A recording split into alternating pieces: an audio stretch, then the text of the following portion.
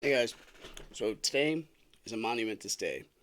I got a flat tire when riding my bike back from work, and I was wondering to myself, when I got my last flat tire, why did not order two tubes? So now I gotta wait and I gotta walk to work. It's not that big a deal. It's only like 3 or 4 miles, but still. Anyway, today I'm going through my old. It's not really that old. It's relatively old, I guess, compared to yesterday. But this is my notebook from the past, like I think 6 months at my job. Think just ideas I write down. So this is, I mean, this whole series is like a basis for maybe my daughters can look at it when they get older, or at least just to get my thoughts down, and I can look at myself 10 years from now, and see like what on earth was I thinking.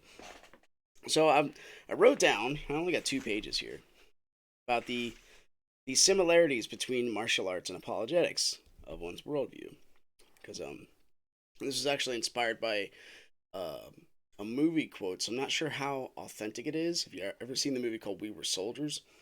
Mel Gibson's character was Hal Moore, and he was asked by, I think he's number two guy, or at least one of the leading team members. I don't know what you call him. Forgive me for not knowing military terminology, but he was a leader of people, officer. There we go. That sounds good. And he asked he asked Hal Moore, which was the general who would be fighting on the field with them. He's like, how do you how are you a good how do you become a good father and a good leader, or and a good soldier? And Mel Gibson's character, he says, well, I hope one makes me better at the other. That's pretty good, and all the things that you do in your life, I think, should synergize in that kind of way. So apologetics, if you don't know what apologetics is, it's basically defense of whatever you believe. So for me, it's Christian apologetics. I defend any hard question. I love studying that kind of stuff. So the martial arts aspect of it is knowing how to defend yourself. Literally, the physical being instead of the spiritual being, or rather the articulation of the defense of the spiritual, or maybe the transcendent, or whatever else it is that you believe that is above you. Because it is like different layers of where you perceive yourself. You could be living your life. Sometimes you actually look at yourself from the third person and critique on what you're doing, which is really neat. And then there's other parts of your layer of consciousness where you're typing a book report, then you make a mistake, and then your layer of consciousness goes to like a letter. So it goes like up and down. I know that's a very complex way of looking at it, but at the same time, like if you can get yourself down to like the DNA level, or like up to the transcendent heavenly level, and have a proper view of things, it really isn't that far fetched. So the similarities between martial arts and apologetics. I'm just going to go through these and riff on it for a little bit.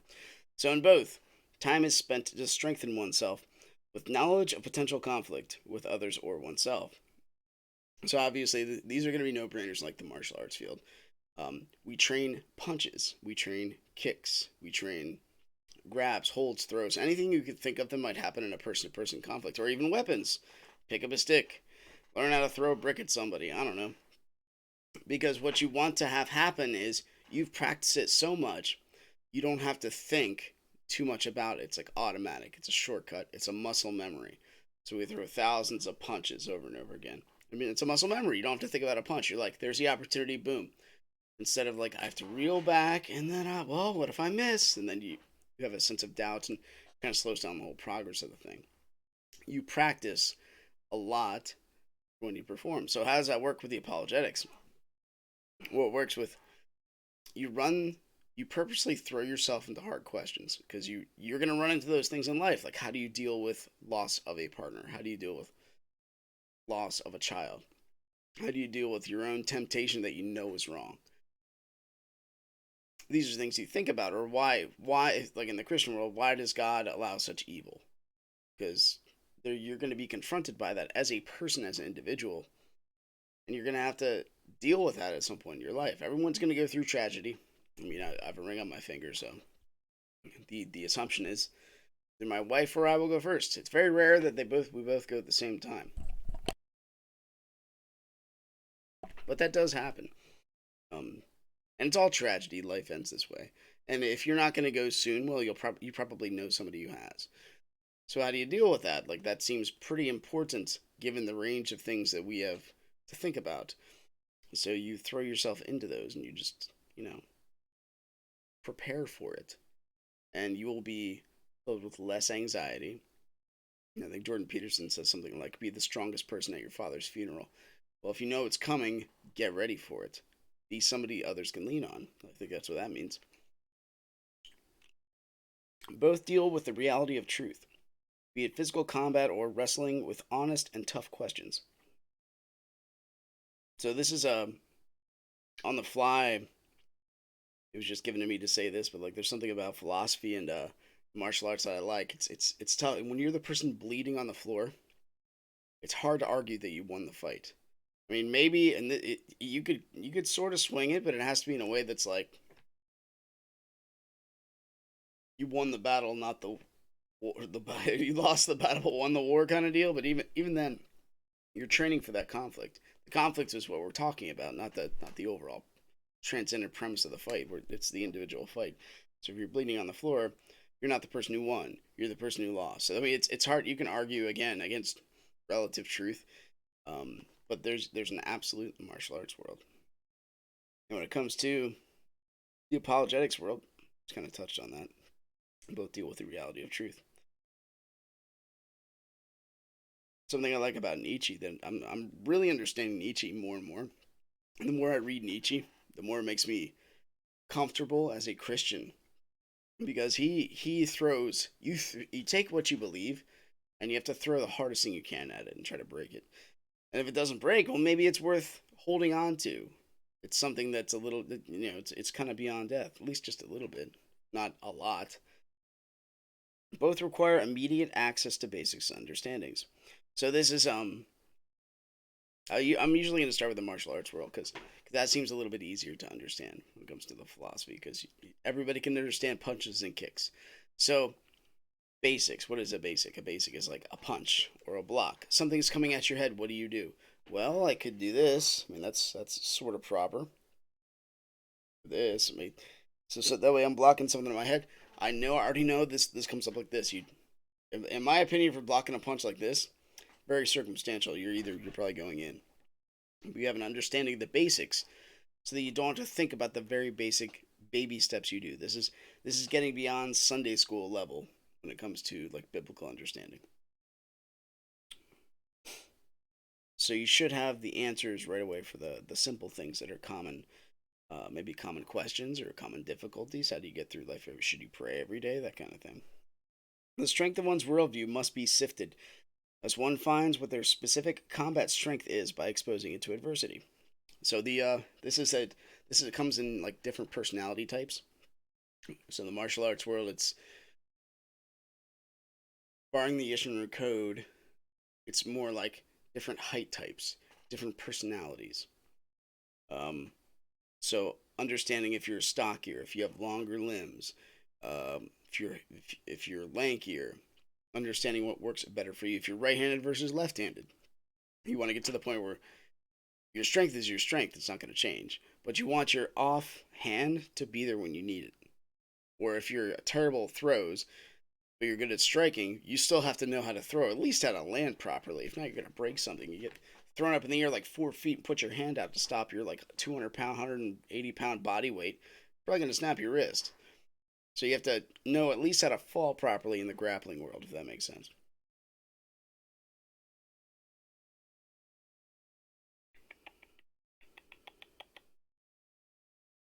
In the apologetics world, strength of one's world needs to be sifted. If you have a question you're avoiding, well, maybe it's time that you look at it right in the face. I know right recently we had the whole RVW kind of thing, and I'm very I don't care about talking about it, but as far as the algorithm goes, like if you just say the words of what just happened in the Supreme Court decisions, even the Supreme Court might do it. The algorithm boops you down unless you're really high up on the charts already. It's impossible to boop you down. So how does that affect your worldview? Like, does that really destroy your entire world because a court made a decision that's way over there? And like, how much can you really do? And this, I think this is at least in my opinion one of the reasons why mail-in voting's bad. you're not motivated enough to get up and go vote, are you really doing enough research sitting? Like, are you motivated enough to do enough authentic research on every available side to know who exactly you're voting for? That's supposed to be what the Electoral College is for. It's supposed to be. So I would say no. Um, but then again, that's my opinion. I give my opinions. Both involve theory crafting and critical thinking of the individual, as robotic basics Sunday school thinking will make one predictable and unable to adapt. So there's these are the simple things that would trip you up. So it's good to know if you do something, what do you do if it does not work? It's in the martial arts world. What do you do if the throw doesn't work? What do you do if you miss them? In Ishimuru specifically, it's all about the snap. You exhale and you bring it back faster than you put it out there, so you're ready for the next move, just in case you miss. Now, obviously, you're gonna have to eventually put a good bit of yourself through to and through the target. I think that's what I remember the master's name, but that was his definition of focus, going through and to and through the target, which I think makes a lot of sense.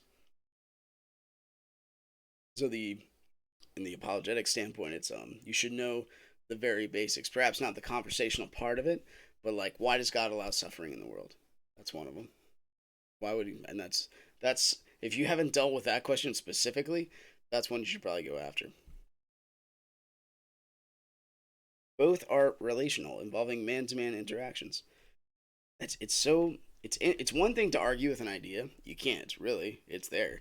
It's an idea. It's so abstract. You can sort of do it on paper. I remember I read a book last year where I was so angry at it. I was literally arguing out loud in my reading. It's right behind me, right my reading room, because the ideas were just so out there and not based in logic, and I was just like, oh, gosh. So I was arguing with it out loud. And what did that do to the argument? Nothing. So what's the idea? So why bother arguing with ideas? Well, you at least have to go through ideas and theory craft the goods and the bads of them both. Are they good for the individual? Are they good for the family? Are they good for the for happiness? However you define happiness. All these things need definitions attached to them as well. Martial arts is very tough to do unless you're like punching a tree. I mean that'll work. Ah, break 30 boards. Okay, there's a time and a place for that. Maybe you have to, like Mr. Miyagi did in the Karate Kid, you gotta get a tree off somebody, so you break it in half instead of picking it up and moving it. I don't know. So there's that. But I think it's very awesome how both of them are relational. Again, we're going through the similarities between martial arts and apologetics. Both will alter appearance physically in mannerisms, posture, awareness, health, and concern for others.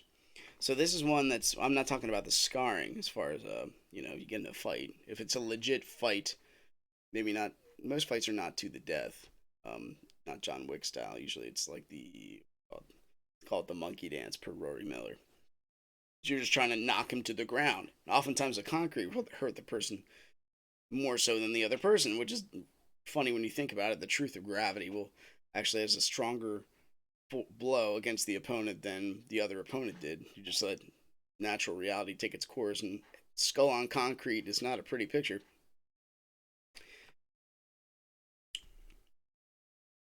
But when you are trained in combat like myself, and honestly, I think this is also with the forklift environment. You walk around as a squishy person. There are these giant 3,000 pound machines going down the aisles, and you're gonna look around. I dip my head and look first before I go. This is also in the kata perspective. You should, before you turn, your head should go first, so you know what you're doing. Your visibility lag between seeing what you see and responding to it is like zero point 0.3 seconds. That's actually not very much time compared to touch, because when you see, you're not seeing the thing, you're seeing the definition of the thing. And then you're not even seeing the definition of the thing, you're seeing the memory of your definition of the thing. So your brain takes a minute to conceptualize that picture. When it comes to touch, though, if you're being grabbed, like, there's a lot less you have to worry about. You just worry about the feeling that's on your skin, so your body responds a lot quicker. Anyway, look before you go. It teaches you to be more aware of your surroundings. It seriously does. And other people's surroundings and how other people carry themselves, whether you're in the fight or out of the fight. As far as apologetics goes, it helps you. I'd say it helps you, especially if you're an ardent student. Ardent student? words of truth itself, or looking into different worldviews, that kind of thing, which I like to do. If people say things that are so cliche and void of meaning, it's really easy just to pick up on that, and like, my body, my choice. So we'll not go down the road of that argument. Where does that apply? Just to one specific scenario? It's such a terrible slogan. So we pick it up from the abortion thing and put it on the mask thing. Well, it's a little bit different now. My body, my choice, huh? I have to wear a mask though. Oh, it's different. Okay, well, then we have to examine the differences, because that slogan is not a good one if it doesn't apply to different sections of where we think justice might be done. Something like that.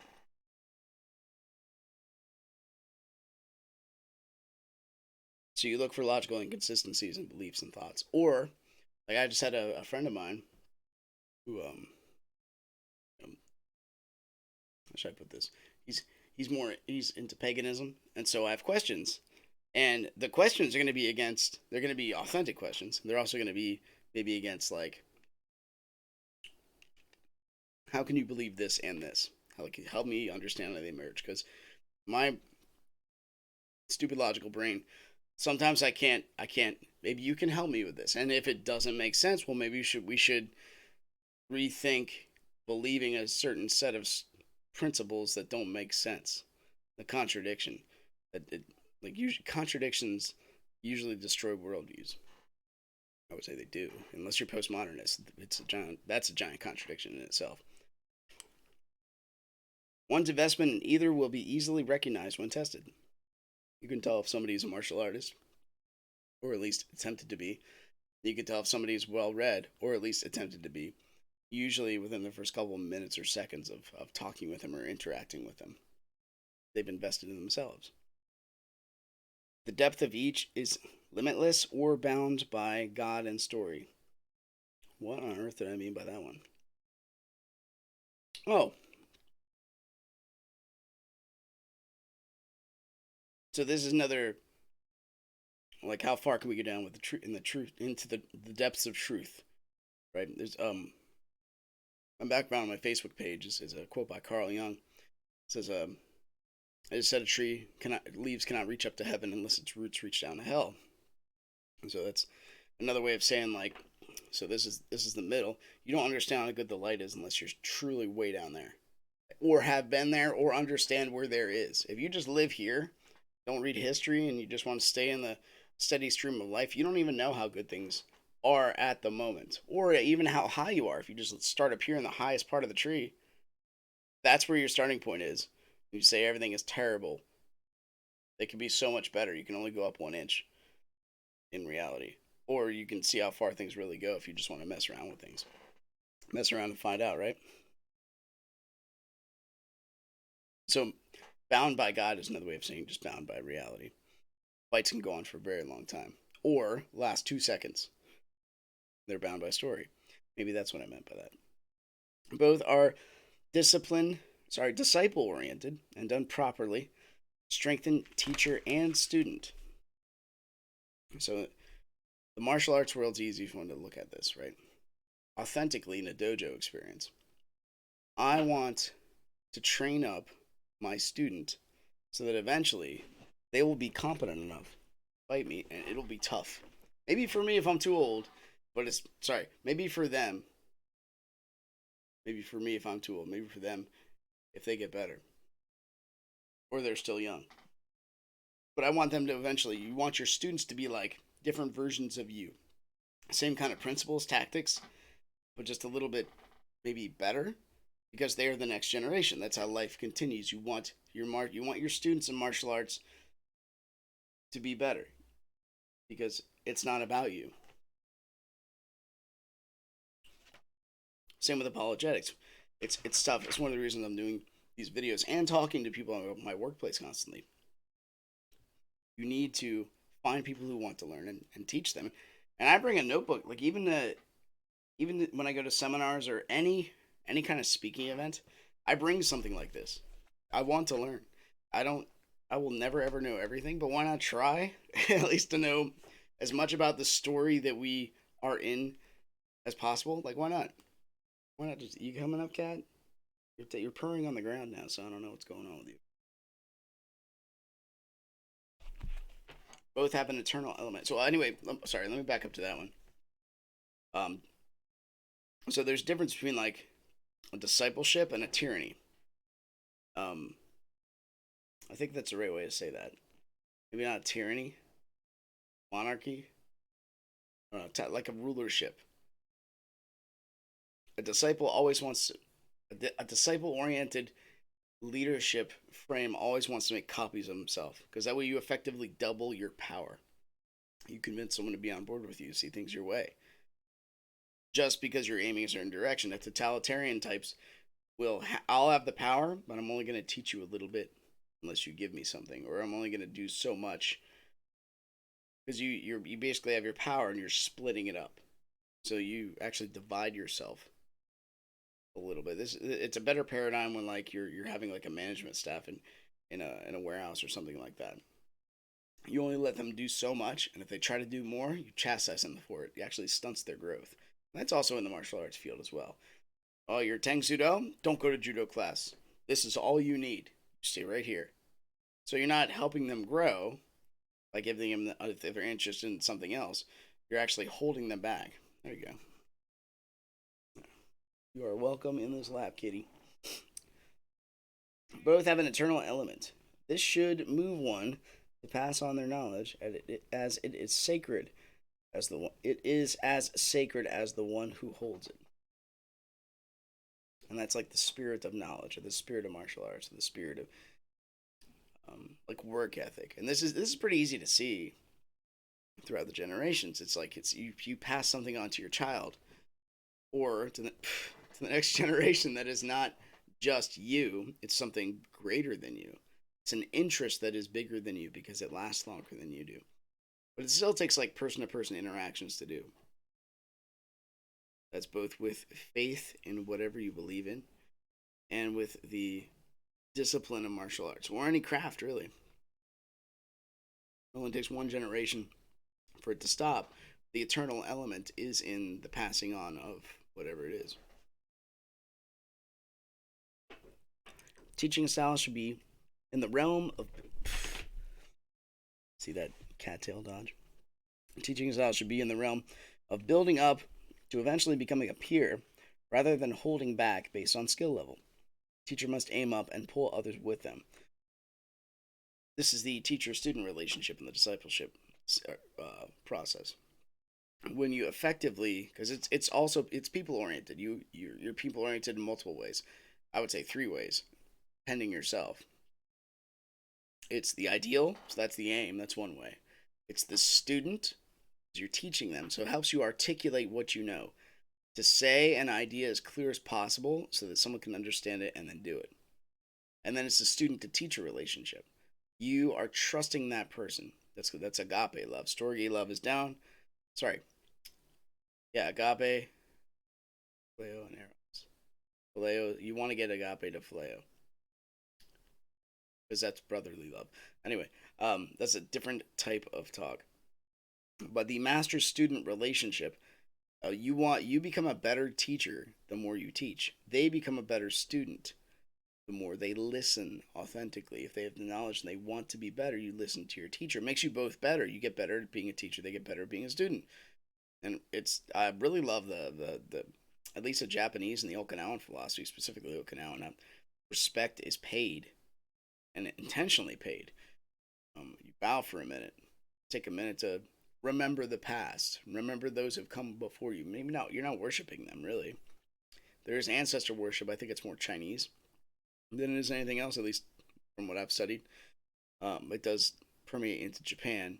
Less more so in Okinawa. And the reason I bring up Okinawa is because that's where Ishinru is from. So it's I think helpful for me to reference that. But you give respect. You give respect, pending like where you've come from. It's good to know your history, so that way you don't repeat it, right? Or you see bad ideas that have been tried before. In Ecclesiastes, it says nothing is new under the sun, and that's true. These are the same. Like okay,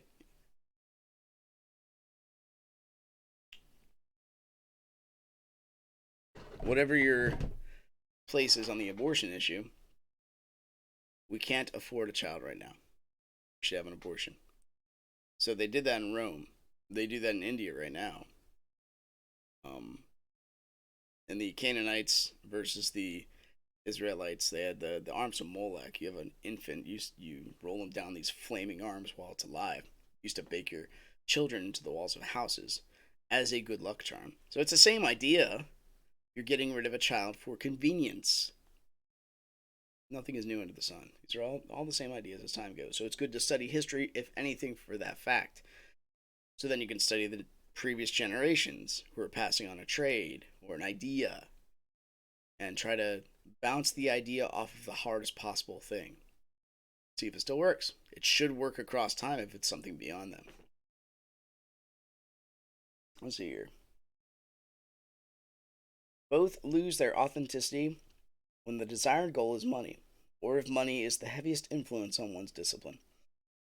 So if you, and Christ said this very well, you cannot serve God and mammon, and he meant money. You can't serve God and money at the same time. You'll either love one and hate the other, or worship one and despise the other, something like that. I get the verse a little wrong every time, but it's the same concept. Like, you can't aim toward money or aim toward truthful authenticity. One will be sacrificed in place of the other. You have to be all into one. I'd obviously recommend God and not money.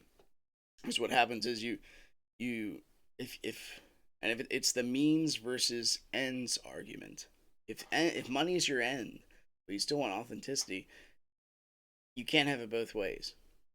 You might get, if you aim at authenticity, money might come. But if you aim at money, authenticity often is going to fly away.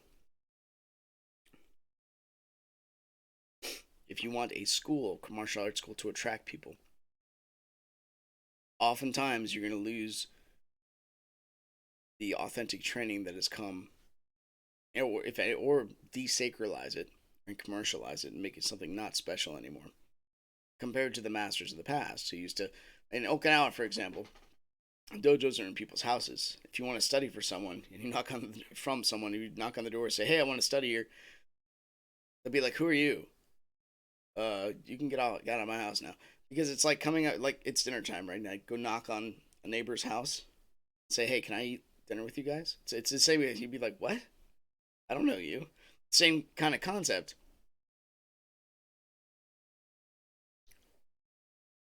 So it's very personal for the Okinawans and authentic martial arts. They wanted to pass it on. And this is something that was lost when like the gun was invented, right? You used to have and train, and the life of another person was more of a cost and more work, and you felt it more if you had to be at war or anything. Now it's just like, or you got drones, where who knows whose fault it is that these 30 people got killed by the drone. We're not holding anybody accountable. Like you lose. No, you don't lose it. I was going to say you lose consequences for your actions. It comes back another way. But trying to circumvent that usually leads to like an inauthentic life. It's like escaping a hard question. Trying to get away from um, some of the hard things in reality, like the mistakes you make that make you a better person because they scar you. So you know not to do that ever again.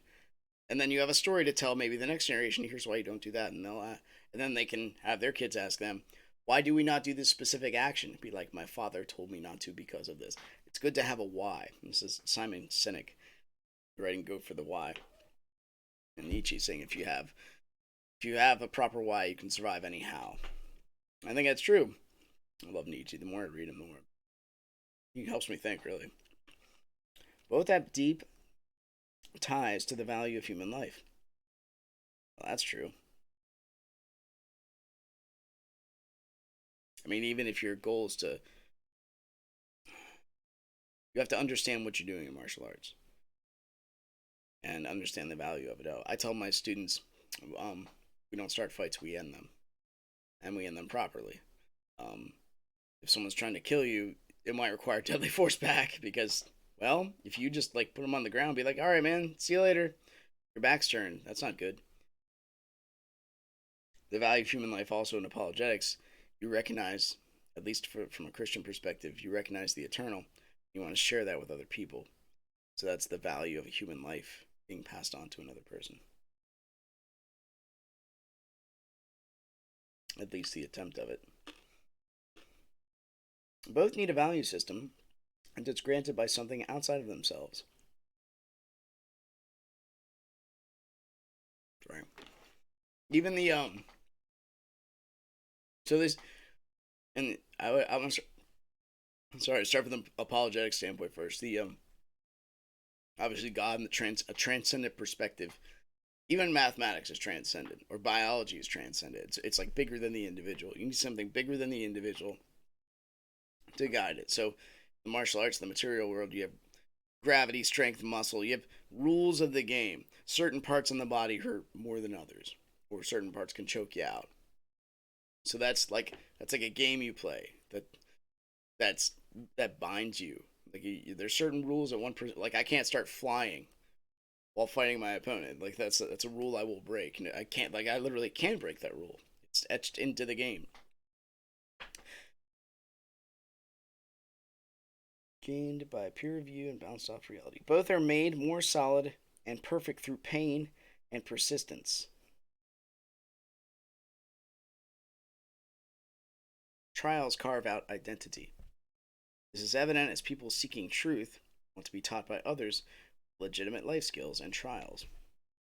So if you're going to go, if there's two dojos on your block, I'm sure there are people that have that scenario. You're going to want to take the guy that got his black belt from Amazon.com, or you're going to want to take the guy that got his black belt over in Korea during Vietnam. Like, okay, maybe not Korea during.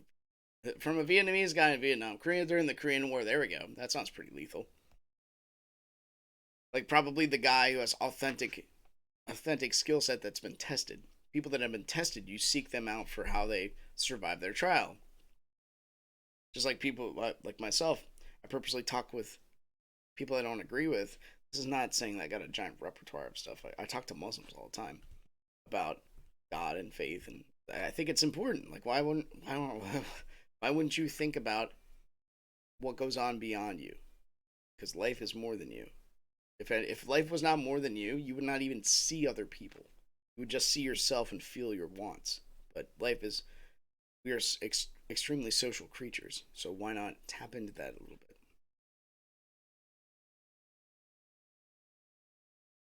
So I said solid and perfect.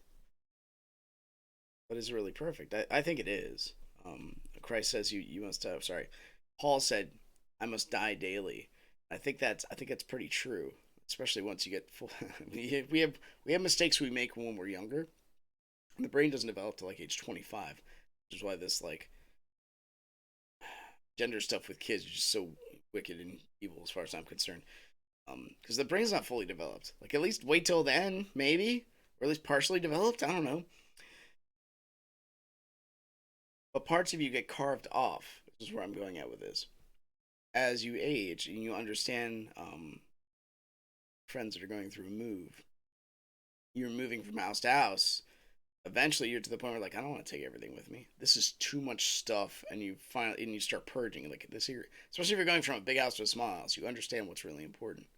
That's why fasting is also a good thing once in a while because what fasting does is you are hungry, so it helps you realign. I would say even in a spiritual sense, as long as you're doing it for the right reasons. What is actually important, what is not important. It helps you with that because some of your needs are not met. So when your needs are not met, that's when you understand what you really need. When all your needs are met, everything's fine. And actually, you'll start nitpicking at things.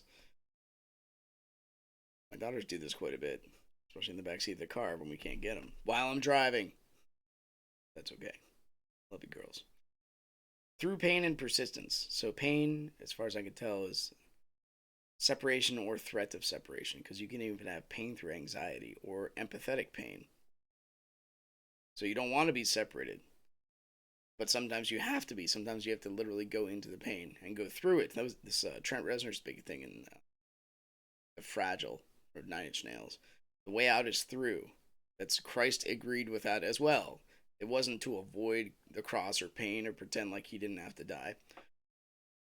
It's going through the whole process and still coming out the other end. It's rising up above whatever systematic stuff is holding you down or you think is holding you down, because they both, like, even the illusion of something, some kind of bias is just as strong as the bias itself because you think it's oppressing you. So what's the difference? It's just a sort of imaginary, but it is it, because it'll affect the way you live.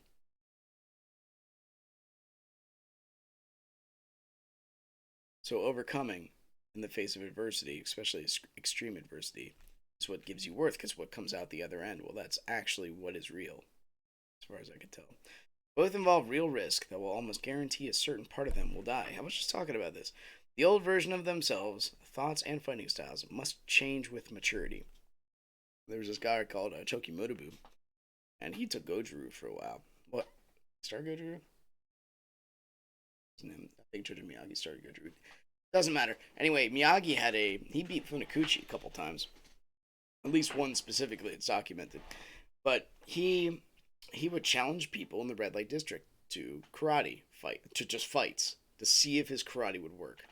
So, no one's gonna throw a straight punch in a street fight and then you block the straight punch properly and go like that. He was focusing on actual brawling techniques against multiple opponents. And he said he never lost a fight after age 25. So that's changing your martial arts style. And then he just did like the kata na hunch. He's like, all fighting is na hunch. That's it. But I've kind of adapted that as well, just seeing the kata na hunch and what it is capable of. So the old version of you dies, and this is also like the Sunday school version of yourself as well. Once you start reading the Bible and the Quran and all the other religious books as a philosopher instead of a child, you get a better take on what they're trying to conceive, because all the people that founded this country, they all read the Bible constantly, and people legitimately sought out literature to better themselves. So that's why I was kind of wondering like why I still have this passion to read incessantly. I think that's it. I just want to be a better version of myself, and it's a lonely fight, dude, or a lonely road. Except for my family, I mean, they're obviously kind of pulled along with it, but people are so addicted to their phones and everything else. And like, if you're watching this, obviously YouTube, but if you stuck around this long, well, thank you. You have an attention span greater than the average person. But there's so many things that can pull you away from thinking about eternal things, or what it means to be a better version of you, or what it means to make sure you are tethered, you and your definition of you are together. So a lot of the things, like, again, we just watched the documentary What is a Woman. The whole thing is a war on language. You want to take the word and you want to strip the definition. So that's why it's so tough for you to define it, because there's no more definition for it anymore. Everything is relative. You can't define things that are concrete. Man and woman are the first identities that God gives us in the Bible, and it's pretty clear there. I would say youth is one that's maybe before that, or innocence. But still, gender is there, and you can put a definition after that pretty simply. It doesn't have to be anything too profound.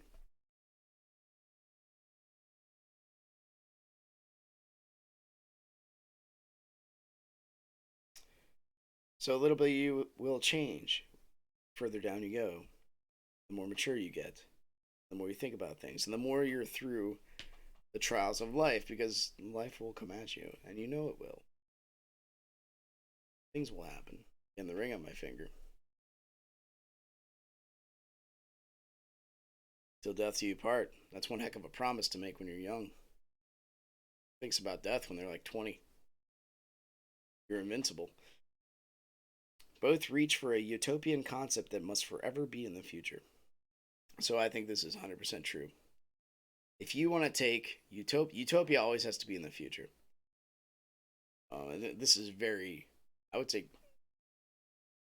yeah, it's Judeo-Christian, but I think it's just makes sense in every view, except for socialism, because they want to put it to you. So the idea behind utopia is you want things to be perfect. In a fallen world, it's impossible. So in a utopian concept, you have everybody has to do this, and then everything's perfect. Well, what if I don't want to? Well, then you're part of the problem, and that's when bloodshed happens because I can't. Oh, what did he say to me? It's like there's no use. I wanted to invite him to our coffee talks because obviously everybody was heated after Roe versus RVW came out. So I'm like, I'm ignorant of a lot of things. Come to our discussion group. I would love to hear what you have to say. I am ignorant of a lot. Maybe you can convince me. I am open to be convinced, but it has to be reasoned argument. He's like, I'm not interested in convincing bigots. So which one was a bigot there? The one who was open for discussion or the one who just gave me a label and said we're not talking? Like, wow. So that, I mean, that smacked me upside the head, but that's how people are. People just, if you want to, instead of diving into truth and seeing if what you know can withstand impact, rather just slap a label on and not deal with the hard questions. But then how do you know if your life is authentic? How do you know you can survive tough things unless you present yourself to them? Maybe that's why I like hard video games so much. I think that's all I got. I wrote 2 pages of this. So there you go. That was my similarities between martial arts and apologetics of one's worldview. So thanks for watching. Thanks for listening. Hope you enjoyed it.